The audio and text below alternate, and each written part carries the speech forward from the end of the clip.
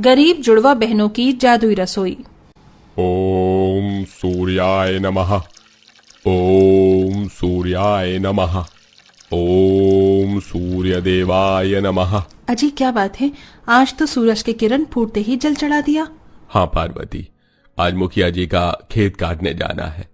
1 एकड़ का खेत है, बखत लगेगा, इसलिए तड़के उठ गई। रिंकी, पूजा, बिटिया, जल्दी से रोटी पानी तैयार कर दो ताकि मैं खाकर निकलूं। तभी दोनों गरीब जुड़वा बहनें अपने खाली रसोई को देखकर चिंता जताते हुए कहती हैं, रिंकी, हम पिताजी को क्या खिलाएंगे? आज तो सबसे बुरा हाल है रसोई में, जरा भी राशन नहीं बचा है। पूजा, डिब्बे में इतना आटा तो लगा होगा जिससे बाबा के लिए 2 ही रोटी बन जाए। पिताजी को बिना खाए भी तो नहीं भेज सकते। दोनों बहनें राशन के डिब्बे टटोलने लगती हैं जिसमें बहुत थोड़ा आटा था। इससे काम बन जाएगा, माँ पिताजी के लिए तो रोटी बन जाएगी, बाकी हम दोनों अपने लिए कुछ बाद में देख लेंगे। रिंकी जल्दी से चूल्हा जलाकर रोटी बनाना शुरू कर देती है। तभी रसोई के कमजोर और काफी धंसे हुए होने की वजह से छत से मिट्टी झड़ती है।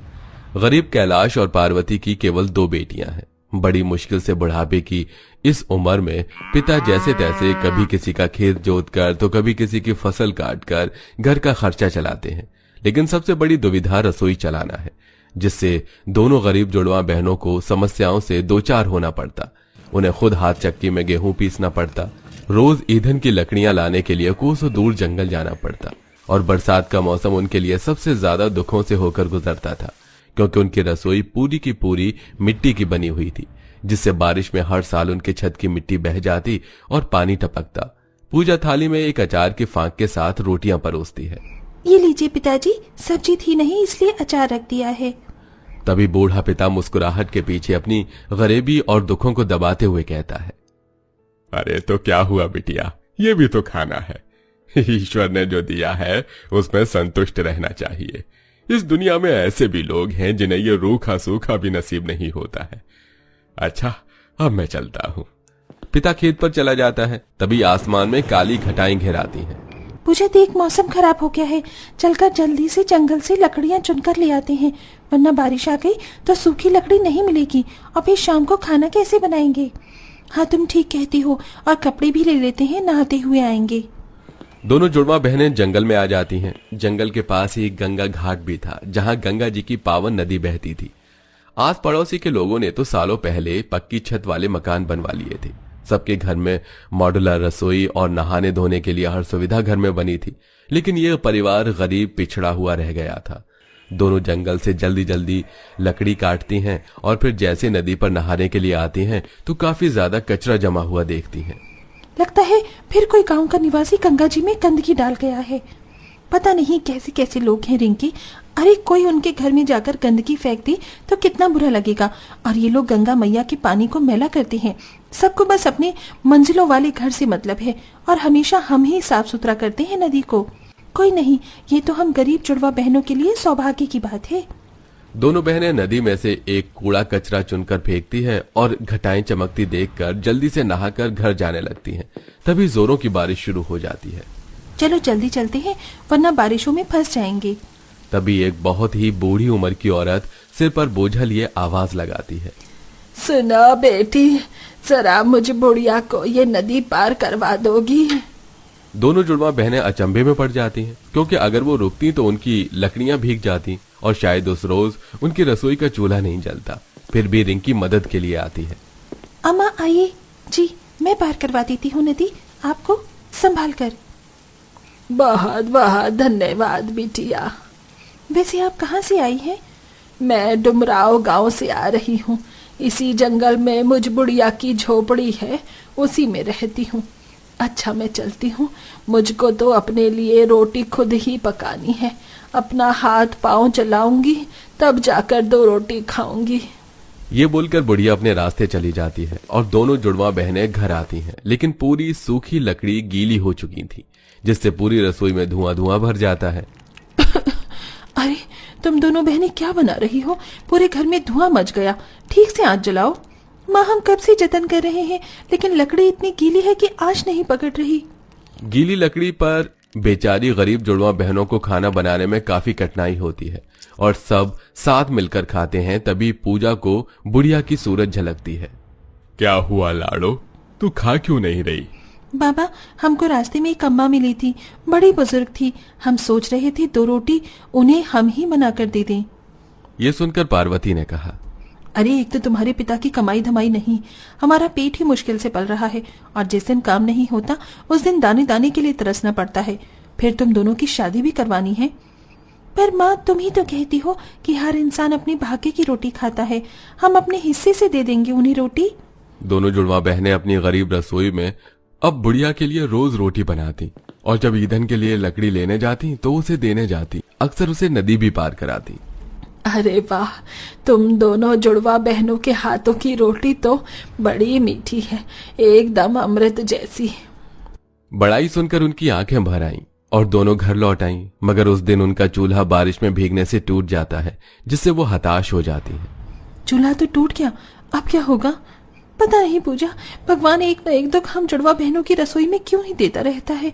अम्मा तो हम दोनों का इंतजार कर रही होंगी कि हम खाना लेकर कब जाएंगे। फिर चलो अम्मा के पास चलते हैं, उन्हें बता देंगे तो अपने लिए भोजन तो बना लेंगी वो। फिर दोनों बुढ़िया के घर आती हैं और सारी घटना बताती हैं। तभी बुढ़िया अपना चूल्हा उन्हें देती है। ये लो बिटिया, ये मेरा चूल्हा तुम रख लो, तुम दोनों ने इतने दिन मुझे खिलाया इसीलिए ले लो। फिर अम्मा आप कैसे खाना बनाओगी? मैं अपने लिए नया चूल्हा बना लूंगी। जाओ, कुशल से चली जाओ, भगवान तुम्हारे सब दुख और कष्ट दूर करने जा रहे हैं। दोनों जुड़वा बहनें वो चूल्हा लेकर घर जाने लगी। बुढ़िया मनी मन मुस्कुराते हुए गायब हो जाती है और झोपड़ी भी जाने कहां ओझल हो गई। तभी आधे रास्ते पहुंचते हुए बहुत तेज बारिश शुरू हो जाती है। दोनों भीगते हुए घर आती हैं। तभी चमत्कार हो जाता है, चूल्हा किसी सोने के जैसे चमकने लगता है, जिसे देखकर दोनों जुड़वा बहनें अचंभा करने लगती हैं। दीदी, ये मिट्टी का चूल्हा तो किसी पारस पत्थर की तरह चमक रहा है, मेरी तो कुछ भी समझ में नहीं आ रहा।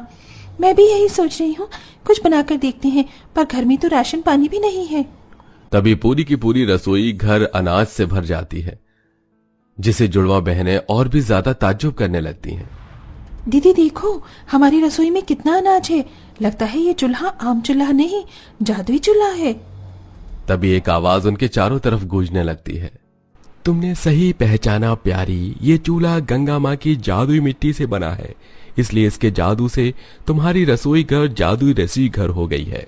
आज के बाद इस रसोई के भंडार सदा भरे रहेंगे, कभी खाली नहीं होंगे। ये सुनकर दोनों जुड़वा गरीब बहनें खुशी से फूले नहीं समाती और पूजा अपनी रसोई की उजड़ी दीवारों को देखकर बोलती है, अगर हम गरीब जुड़वा बहनों की ये रसोई सचमुच में जादू की रसोई है तो मैं चाहती हूँ कि अभी के अभी ये दीवार ठीक हो जाए। तभी एक प्रकाशमान होता है, जिससे पूरी की पूरी रसोई की दीवारें, छत और फर्श का नक्शा बदल जाता है। सब कुछ बहुत ही खूबसूरत हो जाता है। पूरी रसोई दूध की तरह चमचमाने लगती है। देखो, हमारी रसोई का फर्श देखो, कैसे दूध जितना उजला है। अब हमको मिट्टी में नहीं लीपना पड़ेगा और न ही चूल्हे का धुआं झेलना पड़ेगा। तभी जादुई रसोई घर के अंदर के सारे बर्तन बोल उठते हैं। उनके नाक, कान, आंख, मुंह बन जाते हैं। तभी कढ़ाई, पतीला और तवा टुकुर टुकुर ताकते हुए जुड़वा बहनों से कहते हैं, अबे पतीले की लैला करोगी धक्का मुक्की, दूर हटो हमसे। तभी पतीला मुंह बिचकाते हुए कहता है, क्यों बे आइकॉनिक काजल, क्या बोला तू मेरी सोना मोरा को, दे दी तो। शाबाश पतीले प्यारे, ये कलवा तवा इसी लायक है। देख लीजिए मालकिन, ये पतीला और कढ़ाई हमसे लड़ रही हैं, हमको यूज करो यार। जादुई बर्तनों को ऐसे बात करते हुए देखकर दोनों जुड़वा बहनें हक्की बक्की रह गई। ये सब कितना अनोखा है, ये बर्तन बात कर रहे हैं, सब कुछ सपना तो नहीं है दीदी। तभी दीवार देखते हुए मुस्कुराकर बोलता है, हो, ये सपना नहीं सच है सनोरिटा। हे भगवान, ये दीवार हमारी बातें कैसे सुन रहा है? क्योंकि दीवारों के भी कान होते हैं।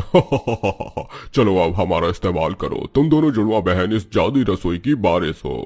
पहले पहले तो दोनों सब चीजों को बोलता और देखता हुआ देखकर डरती हैं, लेकिन फिर उसके इस्तेमाल से बढ़िया बढ़िया खाना मांगती हैं। मैं चाहती हूँ अभी इसी वक्त जादुई रसोई हमें शाही पनीर, मटर पनीर और अच्छा खाना दो। तभी जादू होता है और उनके सामने बहुत सारा खाना आ जाता है।